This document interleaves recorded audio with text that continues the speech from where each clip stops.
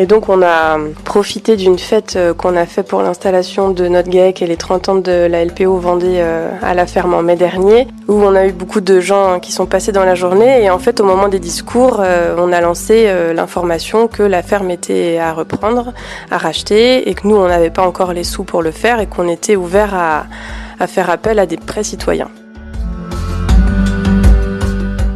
Et donc la LPO m'a sollicité pour faire des portraits de paysans et de paysannes. J'ai rencontré Sébastien, comme ça, on a sympathisé. Et voilà, donc j'ai découvert le réseau Paysans de Nature de cette manière. Donc je vais participer au financement. Je ne sais pas si ce sera le bâtiment ou les terres provisoirement, on verra ça. Il y a un moment où j'avais un peu d'argent disponible, je me suis dit, est-ce que je fais quelque chose avec Terre de Liens ?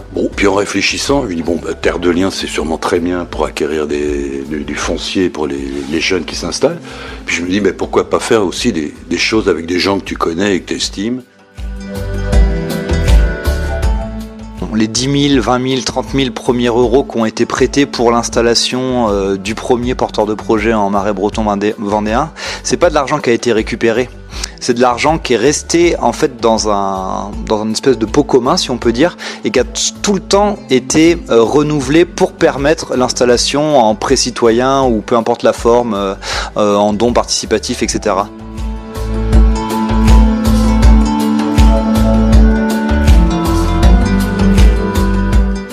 Dans le précédent épisode, je vous partageais le fruit d'un atelier participatif sur les divers chemins qu'une personne souhaitant devenir paysanne ou paysan peut emprunter pour accéder à des terres et y déployer la biodiversité.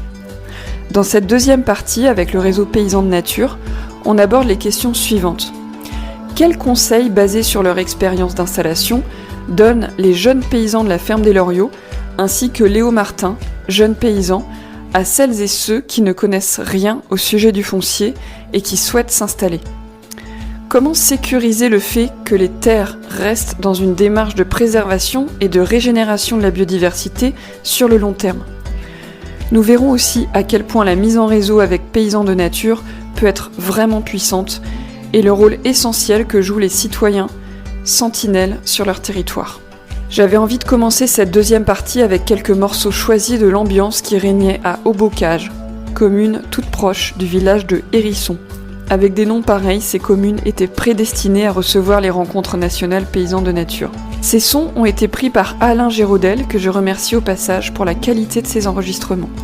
Vous pouvez les écouter en entier sur le site de Paysans de Nature, et je publierai très bientôt un épisode bonus des rencontres où vous pourrez en savoir plus sur le contexte local du bocage bourbonnais où avaient lieu les rencontres. Les liens sont dans les notes de l'épisode. Ce reportage est financé par l'association Paysans de Nature que je remercie pour cette collaboration qui me nourrit beaucoup. Belle écoute.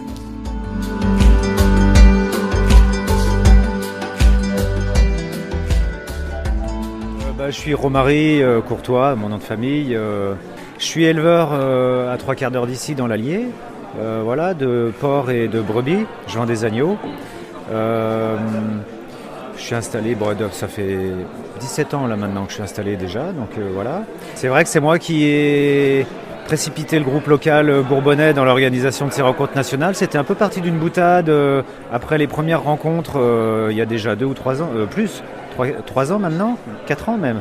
J'avais été très fier que le groupe local du Bourbonnais soit un des tout premiers à signer en fait la convention. Après, en gros, on était quasiment les premiers à sortir Paysans de Nature de la Vendée. Et j'en étais super fier parce que Paysans de Nature, ça a été ma démarche personnelle il y a 17 ans quand je me suis installé. Et en fait, j'avais, moi, dans ma petite tête, pressenti que l'installation paysanne était un levier de protection de la nature et je me suis dit plutôt que d'aller le crier sur les toits, je vais le faire. Alors j'avais des atouts parce que je rêvais de devenir agriculteur depuis que je suis né, donc voilà. Mais c'est vrai que moi, mon installation, elle a été motivée par la protection de la nature, quoi. Voilà, petite parenthèse. On est accueilli par la compagnie de théâtre le Futzbarn et très précisément, on est sur la commune de Haut-Bocage. Haut-Bocage, c'est vrai que le nom nous amuse, on se demande pourquoi ils ont choisi ce nom parce que c'est pas le meilleur coin du bocage. Nous qui sommes écolos, on a eu tout un débat hier soir justement là-dessus, et on se disait que le bocage, dès qu'on arrive par là, il commence déjà à s'abîmer un peu. On commence à avoir des influences du Cher. Alors on n'est pas encore sur les pourtours du bassin parisien quand même, hein, il y a encore quelques kilomètres, il faut aller vers Bourges. Mais il y a quand même des choses, voilà. On n'est pas dans l'hypercentre du bocage qui est plus vers Bourbon-l'Archambault, Franchesse, Autry-Issard, qui sont des coins plus préservés. Donc voilà, donc c'est vrai un jour sur une boutade, j'ai dit maintenant qu'on a signé la charte paysanne nature avec le groupe Bourbonnais, on fait les rencontres nationales. Donc on est sur le site du Footsbarn. Alors le Footsbarn, c'est une compagnie de théâtre, ça a d'abord été une compagnie itinérante anglaise, ils nous viennent d'Angleterre. Et un jour, par un concours de circonstances, ils ont atterri dans l'Allier, ils ont été accueillis en fait par quelques personnes qui leur ont facilité les choses. Voilà, et c'est une institution assez connue par ici, ils ont fait des belles choses, ils ont fait des très très belles choses. J'ose plus emmener des gens au Bram. Avant, j'emmenais la famille, des amis, c'est bon. Là, je lui ai dit, écoute, c'est pas possible à Troncet, quoi. Puis finalement, c'est possible. Alors, quand il est proche, couché, qu'il ne brame pas, il perçoit un bruit, par exemple, ça peut être mon passage quand je rentre, il a un brame en sourdine, il fait... Et là, il est très près couché, et il m'a pas senti. Il m'a entendu, donc c'est un petit truc pour voir interrogatif. Donc là, je me plante, moi je le provoque, je réponds pareil, je secoue les arbres. Et là, il croit que c'est un cerf qui vient de défier, quoi. Et combien de fois j'en ai filmé, il se lève et il vient. Donc en général, il y a une petite clairière, moi je me mets en litière. Alors je le fais moins maintenant, parce que moi le cerf, je suis plus à l'affût. Mais ça marche. Et là, je pense que il nous a captés au début quand on Heureusement qu'il ne faut pas signer. Hein. Excusez-moi, qu'est-ce qui se passe? On signe la convention régionale d'animation de paysans nature en région Provence-Alpes-Côte d'Azur. C'est une grande première dans l'histoire de paysans nature d'investir la PACA avec donc le groupe Chiroptère Provence et les bio de Provence. Voilà. Fédération régionale d'agriculture biologique. Hop, voilà, toi dans le coin, puis là on est bien. Voilà. Et là on est pas mal. Alors vas-y François. Alors, je paraphe.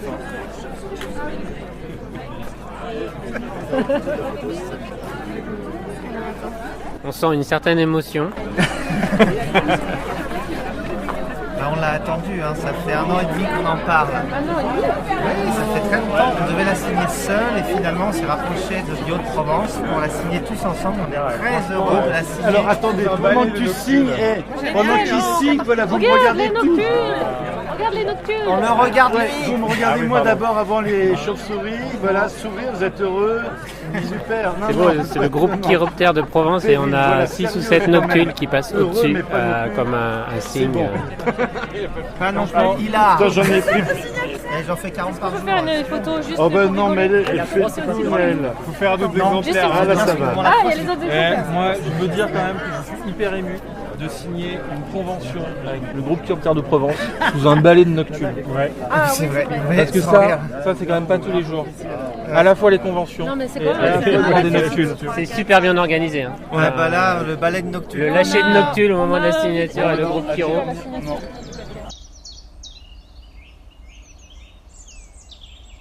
Activité. Bovin allaitant, vache maraîchine. Culture de céréales anciennes, moulues sur place, à la meule de pierre et transformées en pâte, pain et brioche. Espèces emblématiques, agrillon de mercure, loriot d'Europe, loutre d'Europe, pie-grièche écorcheur. Ce sont les informations que l'on peut lire sur la fiche paysan de nature de la ferme des Loriots.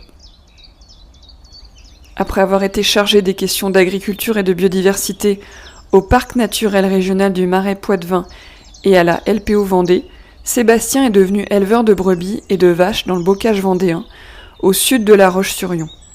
Sébastien a mis à disposition du foncier pour l'installation d'Audrey, qui a d'abord cultivé des pois chiches au champ des Alouettes avant de reprendre des terres pour devenir éleveuse de vaches maraîchines en décembre 2023 et rejoindre le GAEC en janvier 2025. Depuis cette période, Sébastien et Audrey ont fusionné leur ferme sur une totalité de 115 hectares. Ils accueillent un nouveau paysan, Tristan, et tous les trois ont créé le GAEC de la ferme des Loriots. La ferme participe à l'approvisionnement de la filière biodiversité maraîchine, dont l'objectif est de fournir de la viande non seulement bio et locale, mais également engagée pour la défense du vivant. Donc nous sommes aux rencontres paysans de nature dans l'Allier et on a eu ce matin un atelier sur l'acquisition de foncier en tant que paysan de nature. La biodiversité, c'est assez facile à préserver quand on a des valeurs et qu'on a réussi à acquérir sa ferme, mais le problème c'est là où le bas blesse, c'est comment on fait pour acquérir des terres et les financer. Quelles seraient... Voilà, moi j'ai envie de m'installer en tant que paysanne de nature. Vous me diriez quoi comme premier conseil à quelqu'un qui débarque et qui connaît rien sur l'acquisition de terre? Un peu le guide pour les nuls de l'acquisition de foncier pour un futur paysan de nature. En fait, je pense on pourrait faire deux familles de voies possibles. En fait, il y a la famille des voies un peu institutionnelles qu'on a vu ce matin lors de l'atelier.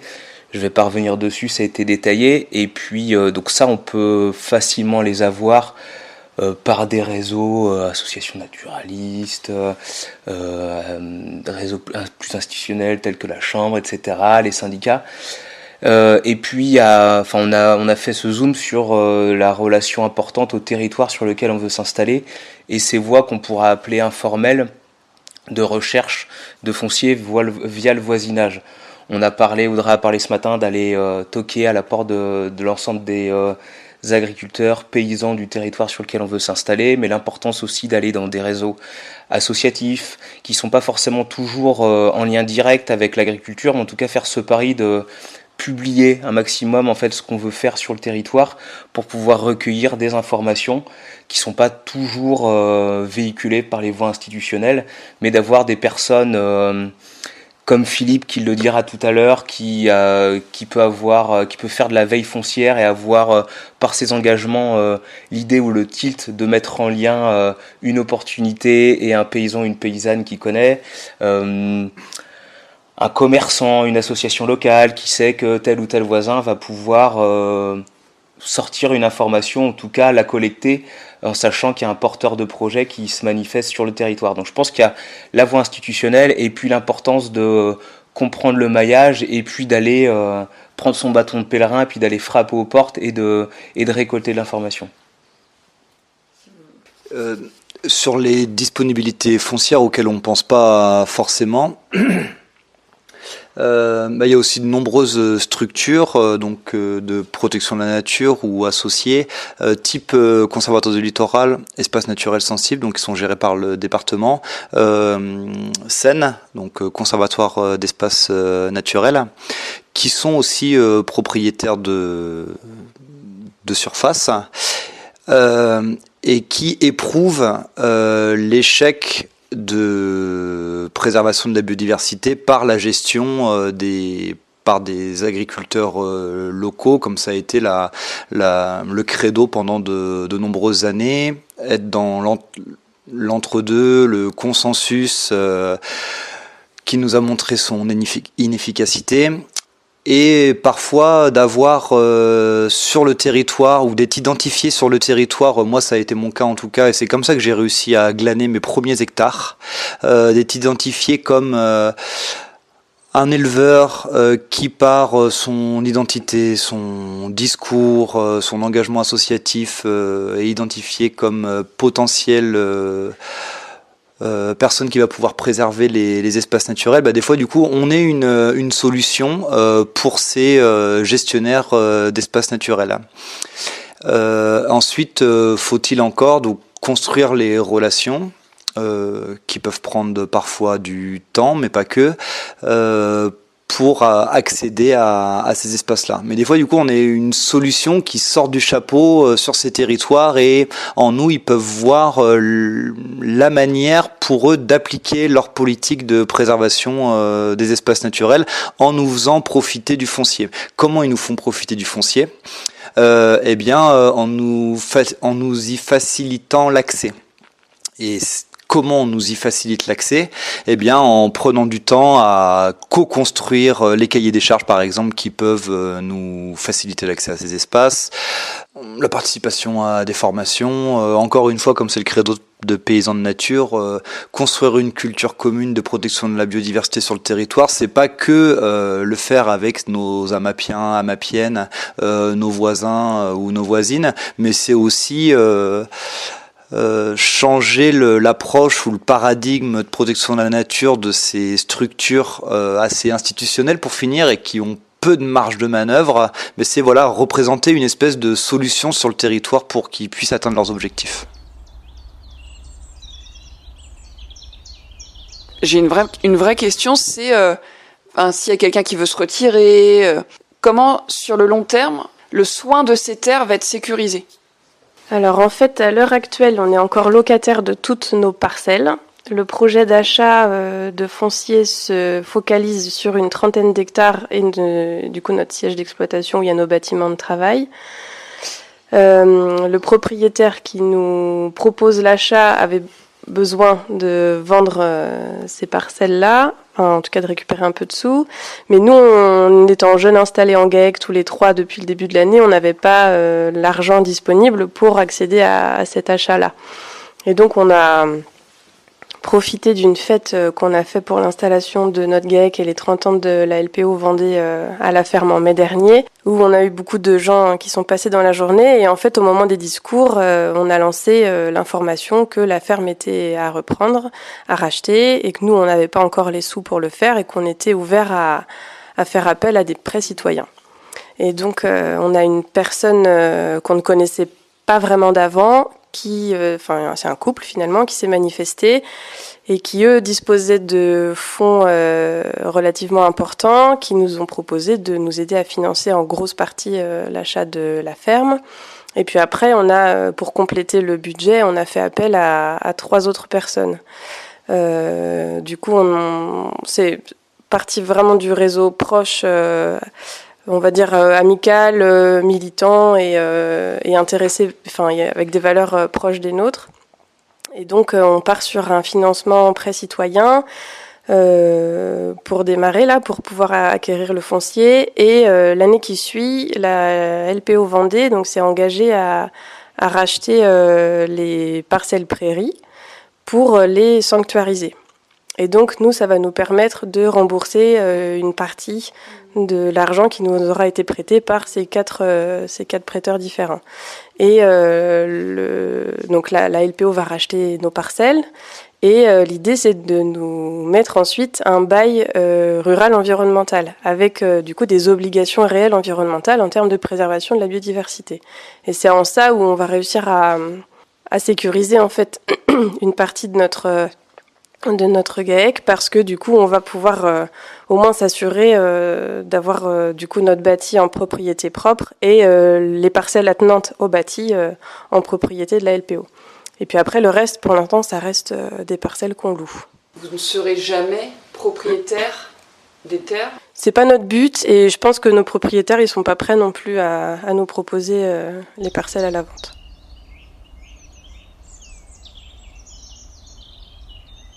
L'obligation réelle environnementale, ORE, est un outil juridique novateur instauré en France en 2016. L'ORE prend la forme d'un contrat signé devant notaire et enregistré au service de la publicité foncière. Elle permet aux propriétaires fonciers d'attacher à toute ou partie de leur propriété des engagements favorables à la biodiversité jusqu'à 99 ans. Et donc en ça, on s'engage, nous, à évidemment pas utiliser de produits phytosanitaires, de pas avoir de pratiques dégradantes de nos haies, de nos mares, enfin en tout cas de prendre soin de tout ce qui est sur place et éventuellement d'en créer de nouvelles et de continuer en fait dans nos valeurs et notre élan de faire en sorte que notre ferme elle accueille notre biodiversité domestique qu'on élève, mais aussi toute la faune et la flore qui a envie de venir s'y installer. Philippe, est-ce que tu veux partager un peu pourquoi tu t'es mis à soutenir la ferme des Loriots? Qu'est-ce que tu as fait? Comment tu œuvres aux côtés de cette ferme aujourd'hui? Non, alors déjà, comment je les ai rencontrés, c'est que moi je suis photographe, donc quand je suis venu me réinstaller en Vendée, j'ai pris contact avec la LPO Vendée, en leur disant voilà, moi je suis photographe, donc si vous avez besoin d'un coup de main. Donc moi je fais pas de photos d'animaux ou d'oiseaux sauvages, je fais plutôt des portraits et des photos d'animaux domestiques. Et donc la LPO m'a sollicité pour faire des portraits. Bon, la LPO fait des panneaux regards croisés sur la ferme. Et donc j'ai commencé à faire des portraits de paysans et de paysannes. Et donc j'ai rencontré Sébastien, comme ça, on a sympathisé.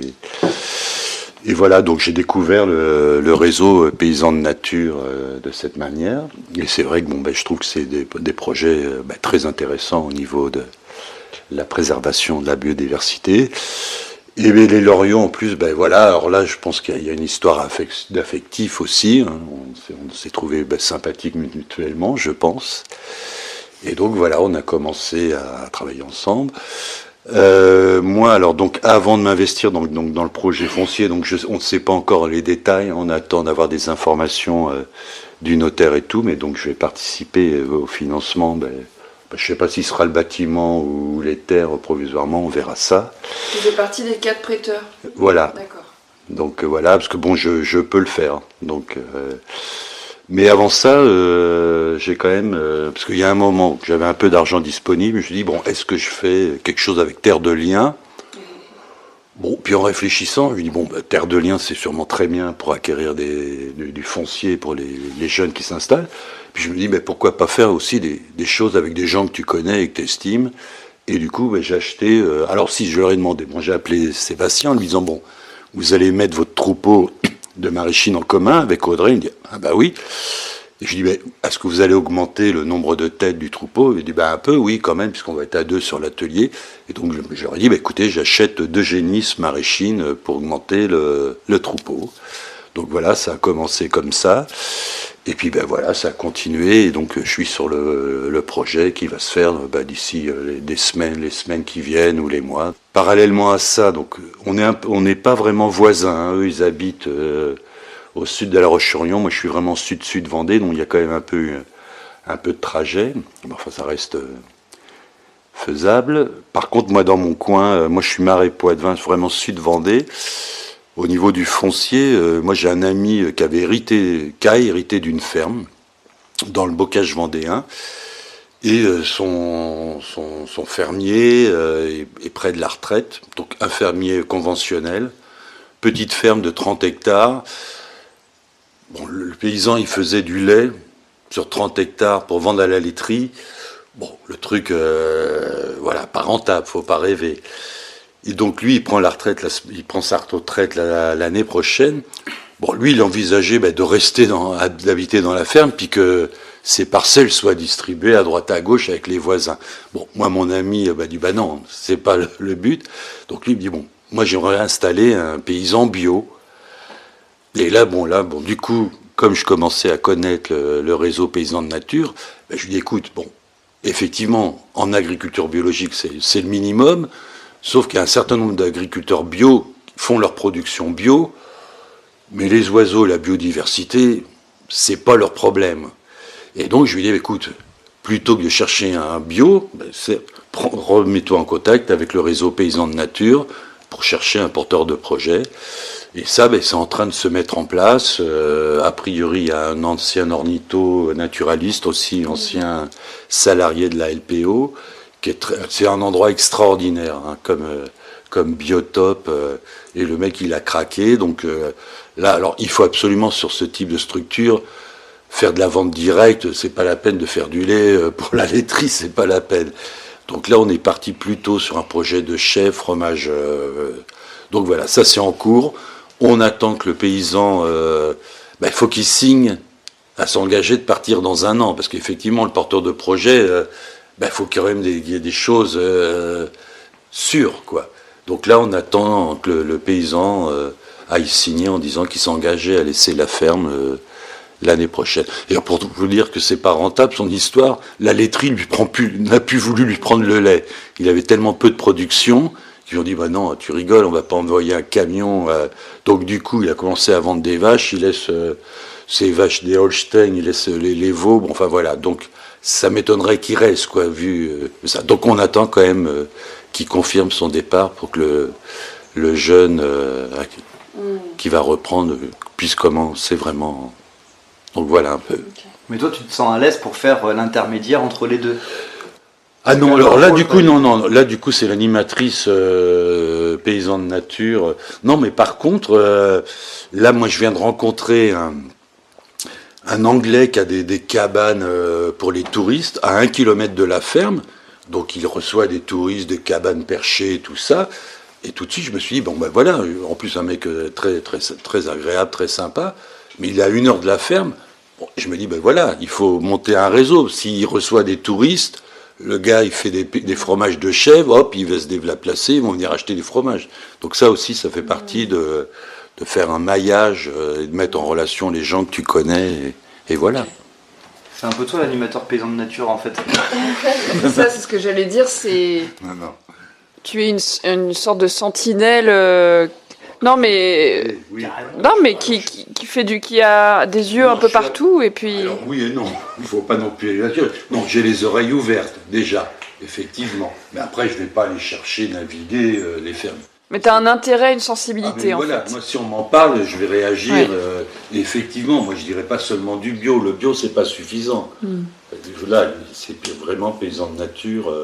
Et en plus, vraiment, c'est des îlots de résistance, les fermes paysans de nature. Donc, Sur son profil LinkedIn, Léo Martin indique une succession d'activités que l'on retrouve assez peu souvent ensemble. Anthropologue, naturaliste, paysan et boucher. En fait, après avoir été chercheur au Muséum d'histoire naturelle, il décide de devenir éleveur et se forme à la boucherie pour transformer lui-même ses animaux.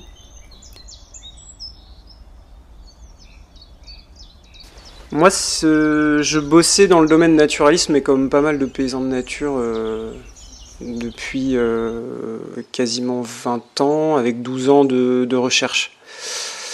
Et ça faisait un moment que j'avais envie de m'installer, pas forcément dans les coins en question, et on retape avec ma compagne une maison dans le parc naturel Périgord-Limousin depuis 7 ans.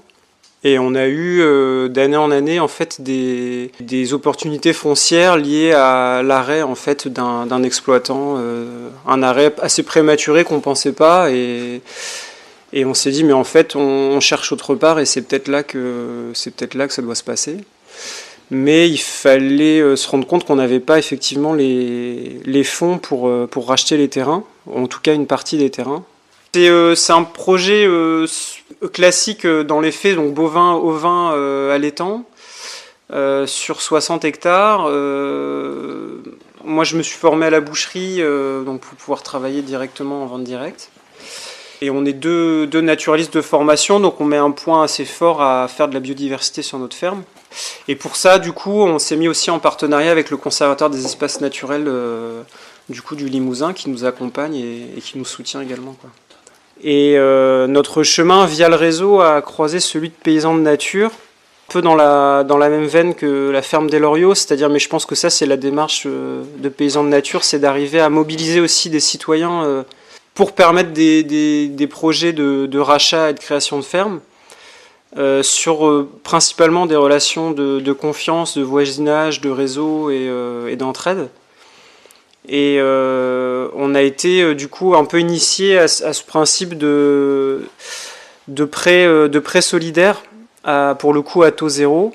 Et effectivement, en fait, le constat ça a été que si derrière en fait on n'avait pas Paysans de Nature qui avait cette expérience de mise en place de rachat et toute cette légitimité, en fait on n'aurait pas eu de sérieux en fait auprès des potentiels prêteurs.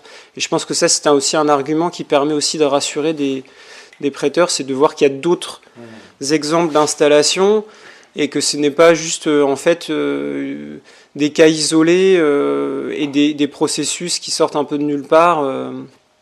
Et donc il y a aussi une expérience dans la démarche administrative nécessaire pour se rendre compte que pour emprunter de l'argent auprès de particuliers, on peut le faire de manière tout à fait légale via des déclarations de fiches CERFA envoyées aux impôts avec les conditions de prêt. Ces conditions de prêt ne valent pas en fait acte notarial, mais peuvent être contrebalancées par soit par un acte notarié effectivement, ou aussi un dépôt écrit qui mentionne la nécessité de remboursement. Voilà. Et en fait, ça permet vraiment de sortir de la logique purement bancaire, où les taux d'intérêt des fois peuvent peser très lourd aussi dans une installation agricole, quoi.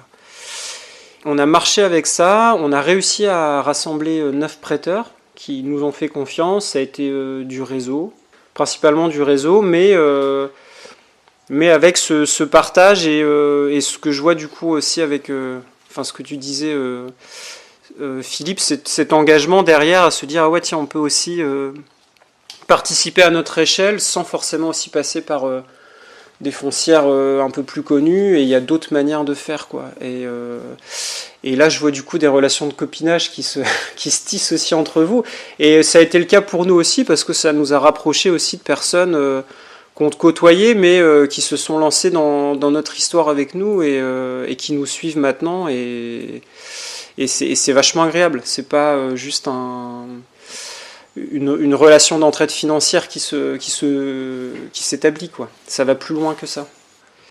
Après, peut-être pour compléter ça sur le rapport aux prêteurs et l'intérêt pour finir de faire recours, d'avoir recours à des prêteurs ou des prêteuses. Nous, en fait, on s'est quand même posé la question de se dire est-ce qu'on fait appel à la banque ou à des prêteurs ou des prêteuses, et in fine, je pense qu'on aurait, franchement, économiquement, on aurait pu, je pense, faire appel à la banque. Et bon, en ce moment, les taux sont pas trop sympas, mais bon, pour finir, je pense que ça aurait passé.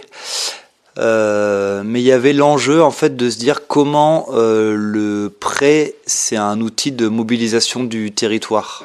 Pour ça, et quand on a eu cette personne qui a voulu participer à 100% à notre prêt, nous on avait identifié des gens proches de nous qui voulaient aussi participer. Quand on a dit en fait non c'est bon parce qu'on a quelqu'un qui participe à 100%, on a eu d'une partie comme de l'autre une espèce de déception, de se dire ah mince on va pas pouvoir vivre cette espèce d'aventure avec nos copains. Et on avait envie aussi d'impliquer les gens de notre bled, nos gens de notre bled là-dedans, quoi. Et puis après pour les relations de copinage, je sais pas si, comment dire, avec Philippe, c'est pas tout à fait bon. Il est assez humble et modeste, mais on s'est rencontrés aussi autour de la passion de la maraîchine, et c'est pas tout à fait la même chose, où c'est un peu à double tranchant dans le sens où nous, par exemple, à la ferme des Loriots, on n'est pas vraiment à l'aise en fait à Philippe, c'est comme c'était la famille, et en fait, on n'est pas toujours à l'aise à demander de l'argent à notre famille, à nos amis. Parce que on se dit, moi quand je vais en vacances, je suis pas à l'aise de dire tiens, parce que tu peux me prêter de l'argent alors que je donne je sais pas combien de centaines ou milliers d'euros pour partir en vacances, et que pour finir des fois des inconnus, c'est vachement plus simple, quoi. Donc pour finir, je sais pas si c'est la relation de prêt qui crée des amitiés ou des amitiés qui permettent des prêts pour soutenir comme dans une famille. Enfin, il y a différentes modalités de relationnel. Pour terminer, est-ce que vous souhaitez en rajouter sur cette idée de la finance et de la confiance ? En fait, ce qui me venait à l'esprit, là, c'est comment c'était il y a 100 ou 200 ans. Aujourd'hui, il y a beaucoup moins de paysans qu'il y a 100 ans. Du coup, finalement, les gens qui achètent les terres qui prêtent, qui participent à l'acquisition de terres, deviennent un peu partie de la ferme. Donc, ça permet peut-être aussi de redensifier le réseau de personnes qui sont sensibles à ça, et de retisser du lien. Enfin, je ne sais pas si quelqu'un veut repartager quelque chose par rapport à ça, sur le rôle que ça a aussi paysan de nature là-dedans. L'intérêt aussi du prêt citoyen ou de territoire, peu importe comment on l'appelle, c'est de se dire que, et là où ça crée et ça suscite de l'intérêt pour la constitution d'un maillage paysan avec l'ensemble des enjeux de protection de la nature associés. Et ce qui a montré le succès, le starter important qui s'est réalisé en Marais breton vendéen, c'est de se dire que les 10 000, 20 000, 30 000 premiers euros qui ont été prêtés pour l'installation du premier porteur de projet en Marais breton vendéen, c'est pas de l'argent qui a été récupéré. C'est de l'argent qui est resté en fait dans une espèce de pot commun, si on peut dire, et qui a tout le temps été renouvelé pour permettre l'installation en prêt citoyen ou peu importe la forme, en don participatif, etc. Et évidemment, ces 50 premiers 1000 euros sont rapidement devenus avec 1, 2, 3 personnes 100 000 euros, 200 000 euros, 300 000 euros, etc. Et en Marais breton, aujourd'hui, on est à 600 000 euros qui tournent en permanence pour permettre l'installation de porteurs et de porteuses de projets. 600 000 euros, franchement, c'est pas rien qui tourne sur un territoire et qui passe pas par une banque, qui passe pas par le profit, qui passe pas par des intérêts. Et c'est 600 000 euros qui n'ont pas de prix, parce que c'est 600 000 euros qui permettent d'installer des paysans, mais qui permettent aussi de créer un club de volley-ball, de mettre des gamins dans une école, et aujourd'hui, je sais pas combien ça coûte de refaire une école, c'est X millions d'euros, refaire un bâtiment, c'est X millions d'euros, et en Marais breton vendéen, nous on commence avec 140 000 dans notre territoire à Moutier-les-Mauffets, mais c'est juste 600 000 euros qui change la dynamique d'un territoire en 8 ans. Et ça, je suis pas sûr qu'il y ait autant d'euros Tu sais, quand on dit souvent mon euro, combien il va me rapporter avec intérêt, bourse ou je ne sais quel outil de spéculation. Mais là, c'est la meilleure spéculation du monde. C'est 600 000 euros qui n'ont aucune valeur possible à mettre dessus, si ce n'est des dizaines de millions d'euros qu'investirait un département, une région, etc. T'as un prêteur qui se met en confiance et qui prête. Il y a un effet cumulatif et ça rassure les autres. Si tu en as 2 derrière, le troisième il se dit ok. Si tu en as 3, etc. Et en fait, c'est un truc assez vertueux, quoi. Il faut lancer la machine, en fait. C'est dans la boîte. Merci beaucoup. Merci à toi. Merci.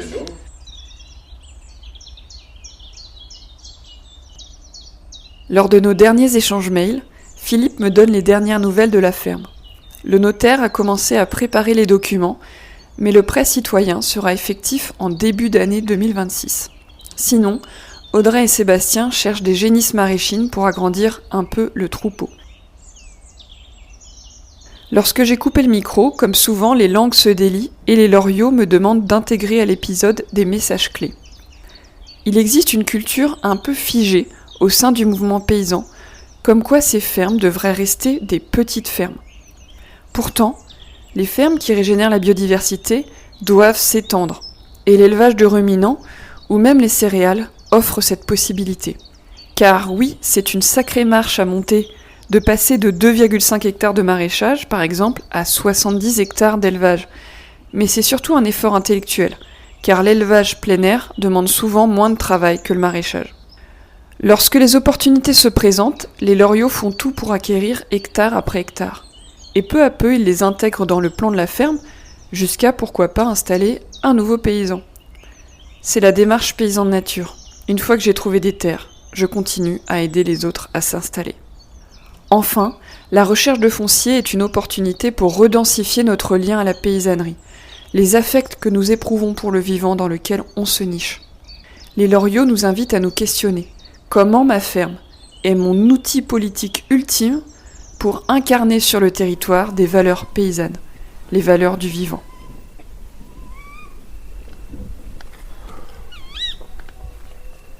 C'est la femelle, la chouette du Lot.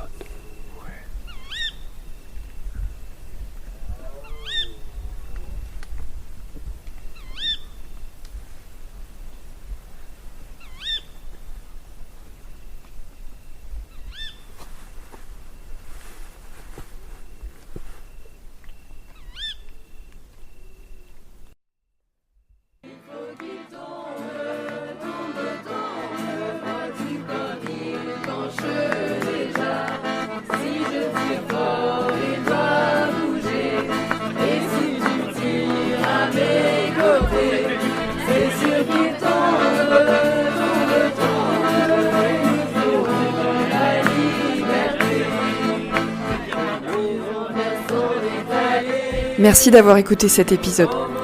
Pour aider à la diffusion du podcast Agroécologie Voyageuse, voici quelques pistes. Vous pouvez envoyer cet épisode à 3 personnes qui pourraient être inspirées par cette histoire.